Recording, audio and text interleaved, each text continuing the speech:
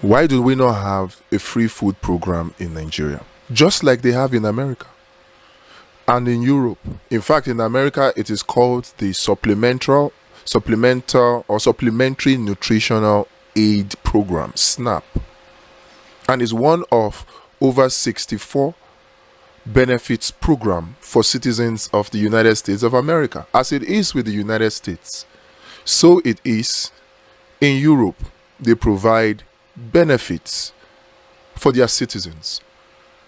Even though the Constitution of the Federal Republic of Nigeria says that the welfare and security of the citizens of Nigeria is the primary responsibility of government, we don't have these programs in place that will guarantee such programs, free food, unemployment benefit, and others that people in America enjoy. See, the United States of America spends over 1.7 trillion naira every year on social welfare benefits for her citizens. 1.7 trillion. They don't borrow for this because it is so important. It is funded by taxpayers' money. So why don't we have this kind of program in Nigeria? 133, almost 140 million Nigerians living in multi-dimensional poverty, hungry. Yet we do not have this kind of system. This system called SNAP, which is one of over 64, like I said earlier, is backed by law. It guarantees that the government of the United States of America, as it is with other countries in Europe, the government takes care of the citizens that cannot take care of themselves. Why don't we have this kind of law in Nigeria? Is it that we do not have the money to implement this kind of program in Nigeria? And I can tell you we have the money. I can prove it. Is it that our leaders, from Tinubu to Shetima, to the ministers, the governors, that travel to these countries, the Americas, Europe, China, do they not know that these kind of programs exist over there? Is that why we are not having that kind of program in Nigeria? Certainly not. I know they know. And they know that I know that they know that these kind of programs exist in America, in Europe, in UK. So why don't we have it in Nigeria? I'll hazard a guess. You see, the current crop of politicians have perpetuated themselves in office, knowing full well that their only option is to divide and conquer. Because you cannot tell me that Tinubu does not know that these kind of programs exist in America, in Europe. He does. So let's move past all of these shenanigans. All of these things that are happening now, they are distractions. Distractions. So Wike is fighting Fubara.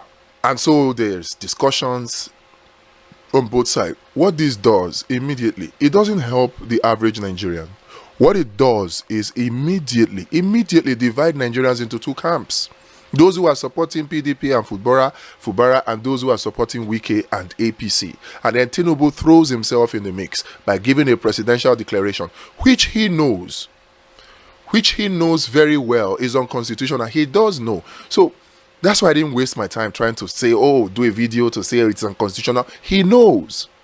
And because he knows that what he's doing is unconstitutional, he still went ahead to do it. You know why?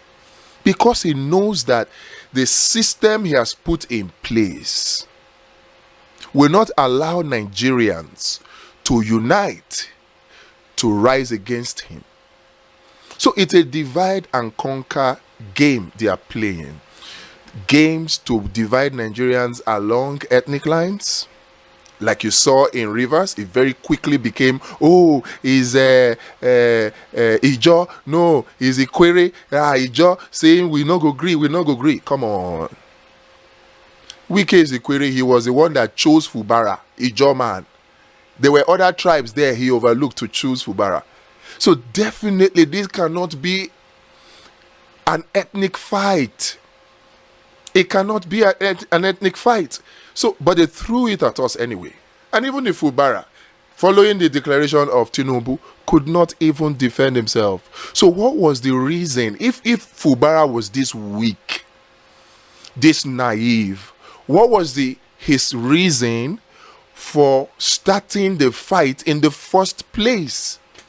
If he didn't have the guts, if he's so weak like he has shown himself to be, taking presidential directives that is blatantly unconstitutional to even the most unlearned amongst the citizens of Nigeria, he took it. So why would he go on such a fight in the first place if he knows that he doesn't have the lever, the temerity to do it? It's all a game they are playing. A game to divide the citizens of Nigeria into two wrong groups, along religious lines, along tribal lines, along political party lines. We need to get out of this trap. It is a trap. What is happening in Plateau is the same thing. A trap to pitch the Fulanis against the Plateau, the Muslims against the Christians, dividing Nigeria along religious lines. Because you cannot tell me that the governor, who is the CSO, could not have proffered solution, or that the security agencies, the DSS, they sabi work if they want to work. The DSS cannot tell me, I refuse to believe it, that the DSS did not get intelligence that kind of attack was going to happen. The National Intelligence Agency, Defense Intelligence Agency, the police, civil defense, they didn't get any intelligence, and such blatant terrorist attack was perpetrated on Nigerian soil, and not even one person is arrested. And people are pointing fingers. These people are here, these people are there. The statements coming from the governor, from the House of Rep members, indicate that the people perpetrating these terrorist activities are known to security agencies. But no, because there is a grand plan to divide Nigeria along religious lines, along ethnic lines, along political party lines. So the governor is even afraid now. Perhaps he's thinking, oh, if he keeps quiet and plays nice, then the Supreme Court judgment will not remove him. So because of that, he's trying to be the nice man. We are not saying that it is Fulani. Oh, come on. All these are games they are playing to divide us along ethnic lines, religious lines, and political lines. But we must resist it. We must resist it. Instead of focusing on all of these things, let us do something instead. And what is that? What they are doing in America, this supplementary nutritional aid program that gives free food to people who have no job, elderly people who have retired, people who cannot make ends meet. The government provides food for them. We must replicate that program here in Nigeria. One of the ways that Tinubu was able to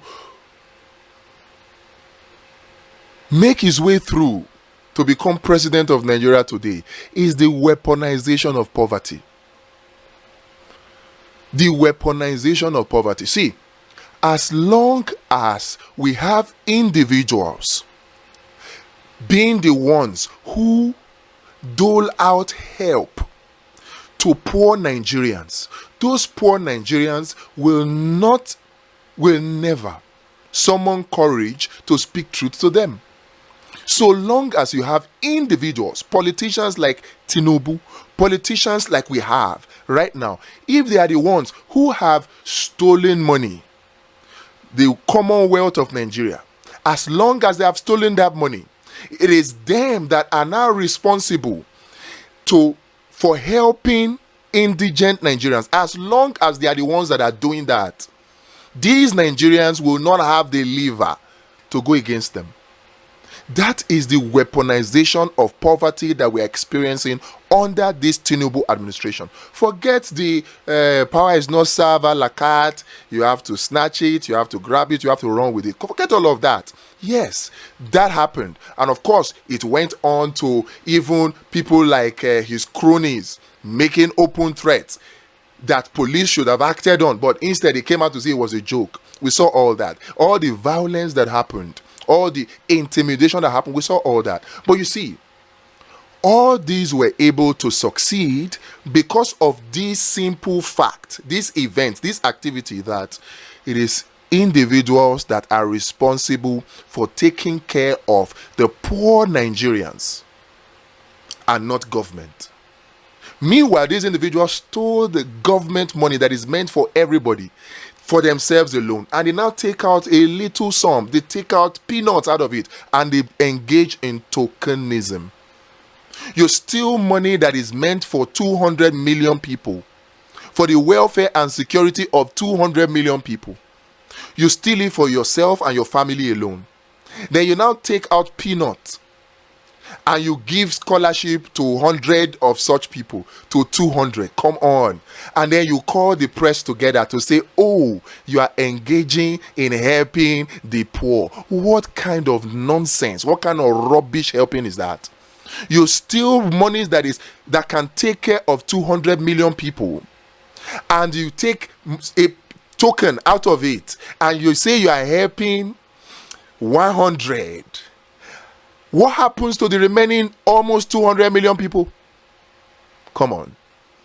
This is how the weaponization of poverty has benefited these corrupt politicians up to now.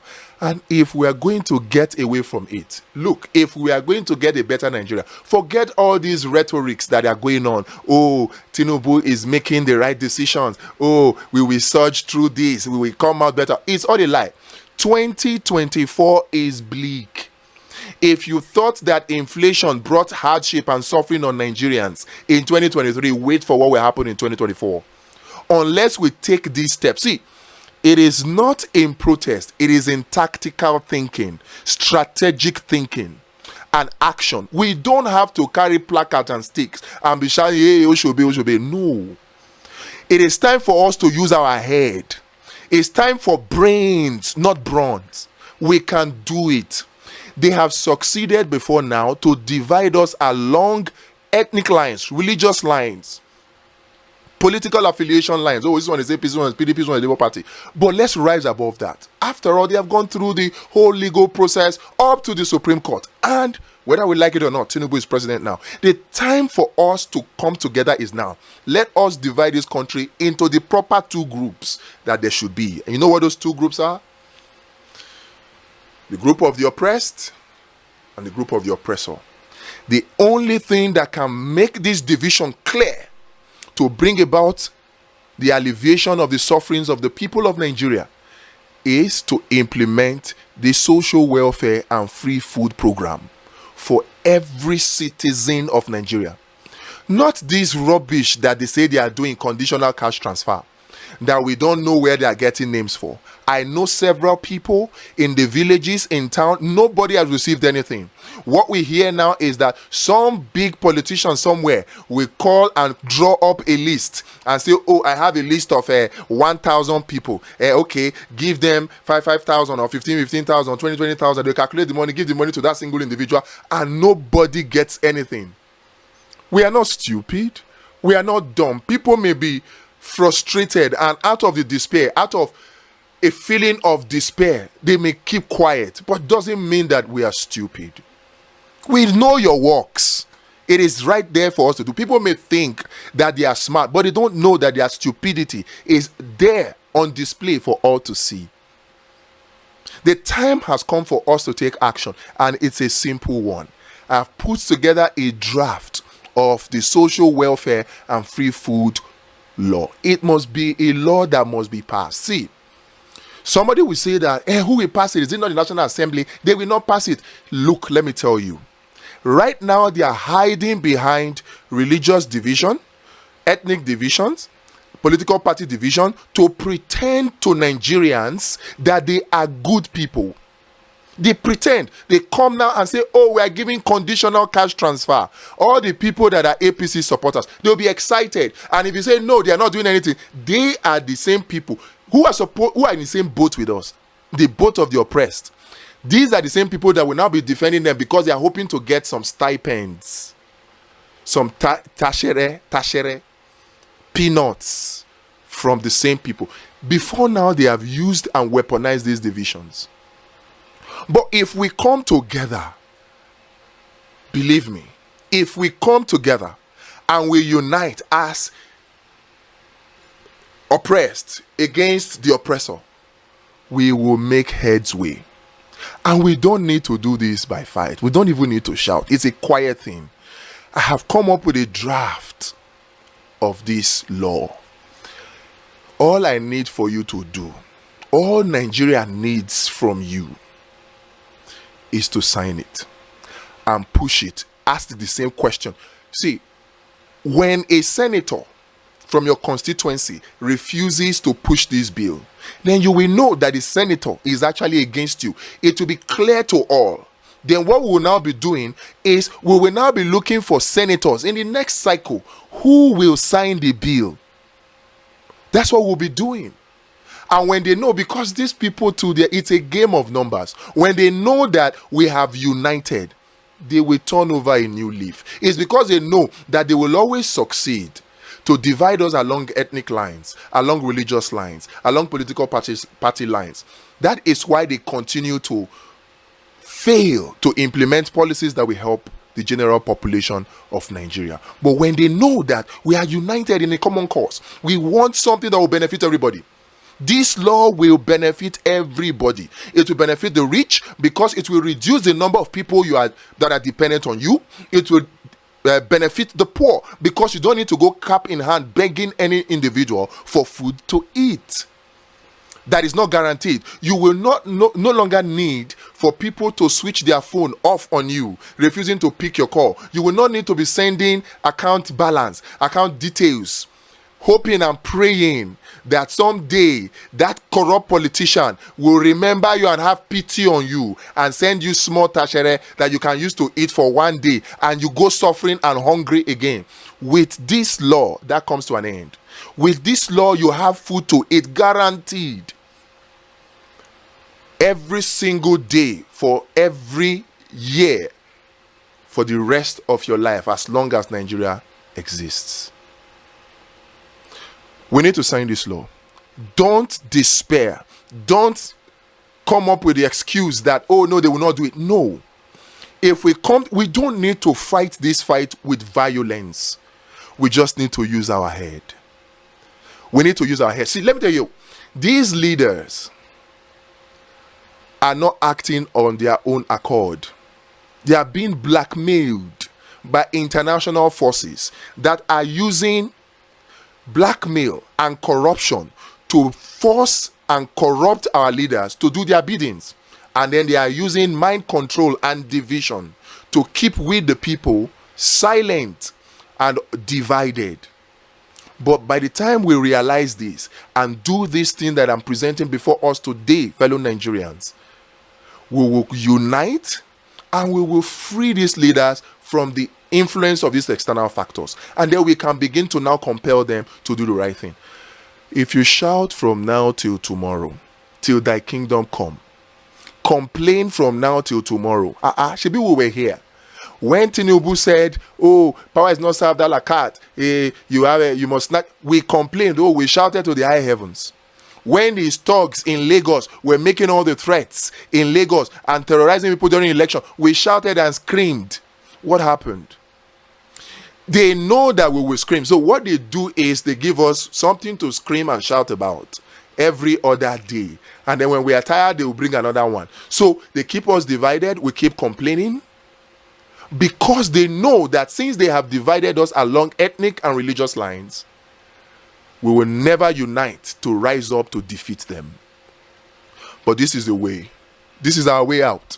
Many of you out there, Nigerians, you have given up. That's why this whole Jackpot thing has become a syndrome now. You have given up. Many people think that there is no hope. Do you believe there is hope for a better Nigeria? Don't give up. I believe there is hope. We don't need to fight too much. There is no need to fear that they will shoot you or they will kill you. No need. Because what we need is intellectual, strategic thinking and action. Not unnecessary, no strategy, shouting and violence. No. No, we cannot defeat them on a platform of violence. That's the truth. You may say that you have the mind, but out of every 10, maybe you are the only one that has the mind to say you want to go and be violent against people that are holding guns. But when you come peacefully, you disarm them. When you come peacefully, you disarm them. And the way we are going to do it is going to be very strategic and tactical. We are not going to need violence. All we need is for you to support this law. Social welfare and free food law. It becomes a law. And the way the law will function, I will discuss it in the next video. The draft is there. Look at it. We'll go into details of it about how the law will work. The law will not make Nigerians to be lazy. The law will not require us to go and borrow money to fund it. There are easy, free money. The monies that these people, these corrupt politicians, are stealing for themselves, we can use that money. We can use that money to fund this program, and we will still have change left. I don't care whether they steal this money. I don't care. So far as Nigeria is working for everybody, it's fine by me. They can continue to steal. See, what I have found out is that we don't have to be president for us to change the Nigeria that we see now to a Nigeria that we deserve, or we dream of. The first thing we need to do is this social welfare and free food law. We need to make sure the National Assembly passes it and make sure that Tinubu signs it. Then from there, we'll go on to the next two laws. What are these two laws? You can check them and watch them. One is the Medical Tourism Prohibition Act law and the Education Tourism Prohibition law. We need these two laws. We'll talk about them next. But please, your country needs you. Before you japa, stop that japa thought. Let's put hands together, unite, and push this law forward. May God bless the Federal Republic of Nigeria. And may God bless you.